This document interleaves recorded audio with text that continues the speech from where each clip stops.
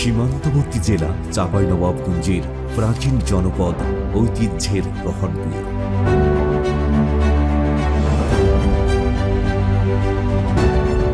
যেখানে ব্যবসা বাণিজ্যের অপার সম্ভাবনা।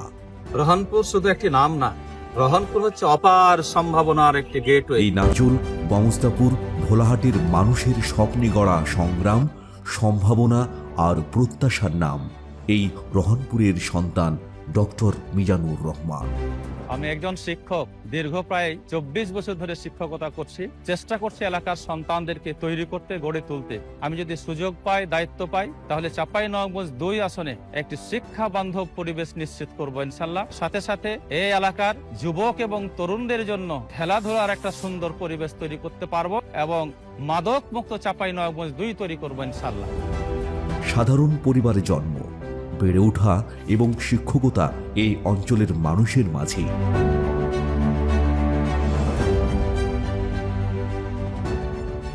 ছোটবেলা থেকেই অন্যায়ের বিরুদ্ধে প্রতিবাদ করা আর মানুষের পাশে দাঁড়ানো, এটাই ছিল তার স্বভাব।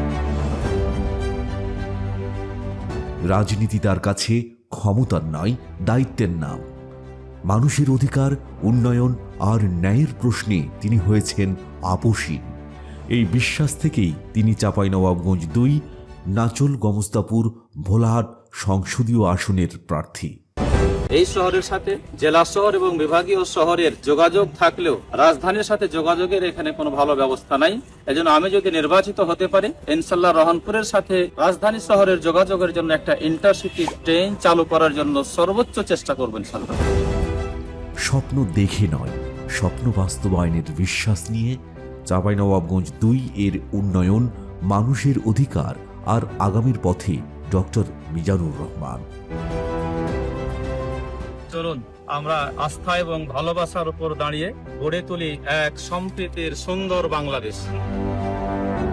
একটি নতুন সূর্যোদয়ের জন্য, একটি ন্যায়ের বাংলাদেশ গড়ার জন্য।